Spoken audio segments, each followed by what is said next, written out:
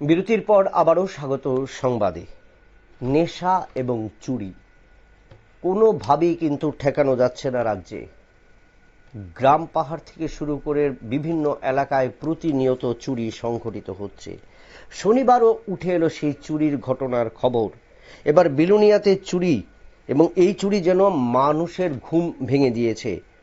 প্রতিদিনের মতো যে প্রচুর চুরির ঘটনা রাজ্যের বিভিন্ন প্রান্তে ঘটছে, তার মধ্যে থেকে এই যে গতকালকে চুরি সংঘটিত হয়েছে, সেটা সংঘটিত হয়েছে বিলোনিয়া থানাধীন উত্তর সোনাইছড়ি সেলেফার আশ্রমের শিব মন্দিরের চুরির ঘটনা।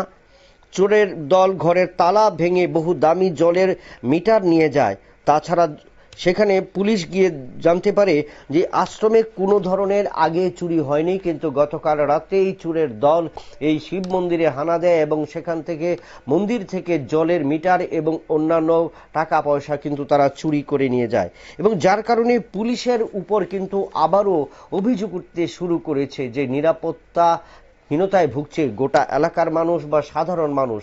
কারণ পুলিশের যে ভূমিকা থাকা দরকার, ভূমিকা যে প্রয়োজন, সেটা কিন্তু পাচ্ছে না সেই এলাকার মানুষ। যার কারণে কিন্তু এই শিব মন্দিরে কিন্তু এই প্রথম চুরি হলো, দুঃসাহসিক চুরির ঘটনা। চোরের দল সেখান থেকে জলের পাইপ, টেপ এবং অন্যান্য সামগ্রী কিন্তু নিয়ে যায় এবং শিব মন্দিরের বাক্স অর্থাৎ প্রণামী বাক্স কিন্তু ভেঙে তারা নিয়ে যায়, এবং এই নিয়ে কিন্তু অভিযোগ উঠতে শুরু করেছে এলাকার মানুষের যে কোনোদিন যেখানে চুরি সংঘটিত হয়নি, সেখানে শুক্রবার গভীর রাতে এই শিব মন্দিরে চুরি হয়, দুঃসাহসিক চুরি। আমরা শুনে নেব সংশ্লিষ্টদের মুখ থেকে। গত উৎসবের কিছুদিন আগে আমরা পঞ্চায়েত থেকে একটা ইউনিয়নের ব্যবস্থা করা হয়েছে। এখানে সরকারিভাবে অনেক টাকা খরচ করি এই কাজটা করা হয়েছে। এখানে সরকারিভাবে একটা মোটর দেওয়া হয়েছিল জলের কানেকশনের জন্য। কালকে রাত্রে কে বা কারা রাত্রে তালাটা কাটিয়া মোটরটা নিয়ে সম্পদ দিল চতুর্থ। কয়টা দিকে এটা কটার দিকে তো কালকে আর আইডিয়া করা সম্ভব হয় না, 12টা 1টার দিকে। মোটরটা কই আছিল? মোটরটা আসছিল এটার ঘরে রুমের ভিতরে আসছিল, এখান থেকে তালা কাটতে নিয়ে গেছে। এটা কি আশ্রম? উত্তর সোনাইছড়ি সালেফার আশ্রম, বহুত পুরানো আশ্রম এটা। কোনো সময় এটা থেকে কোনো জিনিস চুরি হয় না। এটা শিব মন্দির, বহুত পুরানো আশ্রম। কে বা কারা হতে পারে? কে বা কারা হতে পারে না, আইডিয়ার উপর তো বলা সম্ভব নয়। কিছুদিন যাবৎ কিছু লোক, বাইরে লোক এখানে ছোট উশৃঙ্খল যুবক ঘোরাফেরা করেছে। তো আমরা দেখেছি, অন্ত কাউকে না দেখে সন্দেহ করা উচিত নয়। এই চুরিটা গ্রামে হয়েছিল কোনো সময়? না, এই চুরি আর কোনো সময় হয় না। এইভাবে আশ্রমের মন্দির থেকে জিনিস চুরি বা প্রতিবেশীর থেকে জিনিস চুরি এরকম কোনো সময় হয় নাই, এই প্রথম এখানে চুরিটা। কি এসেছিল পুলিশ প্রশাসন বা পুলিশ প্রশাসনকে জানানো হয়েছে। পুলিশ প্রশাসনের ওইখানে অ্যাপ্লিকেশন দেওয়া হয়েছে, পুলিশও তো এসেছে। আর ফরেনসিক টিম আছে। কি বলবেন? না, বলবো যে মানুষের ঠাকুরের প্রতি আস্থা যারা আছে তারা এইরকম কাজ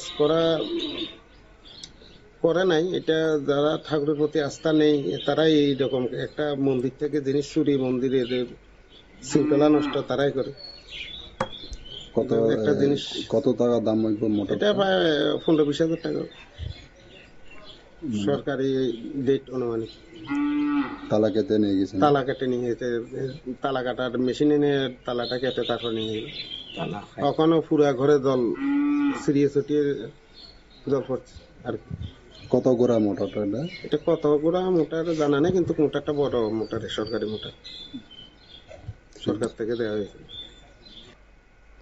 আমরা শুনলাম সংশ্লিষ্টদের বক্তব্য। সরকার থেকে এই সোনাইছড়ি সেলেফার আশ্রমের শিব মন্দিরে দান করা হয়েছিল একটি মোটর জলের পাম্প, কিন্তু গতকাল রাত্রে চোরের দল সেখান থেকে কিন্তু এই পাম্প চুরি করে নিয়ে যায়, এবং যার কারণে এলাকার মানুষদের মধ্যে কিন্তু ক্ষোভের সঞ্চার হয়েছে। বিগত কয়েকদিন ধরে অচেনা যুবকদের ভিড় কিন্তু এই শিব মন্দিরকে ঘিরে ছিল, এবং সেখানে সন্দেহ করা হচ্ছে যারা প্রতিনিয়ত সেই মন্দির বা মন্দির চত্বর এলাকায় আসে তাদের মধ্য থেকে কিন্তু চুরি সংঘটিত হয়েছে। যদিও সেখানে পুলিশের ভূমিকা ছিল কুম্ভ নিদ্রার মতো, যার কারণে এই শিব মন্দিরে এই প্রথমবার কিন্তু চুরি সংঘটিত হয়েছে বলে জানালেন এলাকার মানুষ। এখন খবর এই পর্যন্ত। পরবর্তী সংবাদের জন্য নজর রাখুন নিউজ ভ্যানগার্ডে।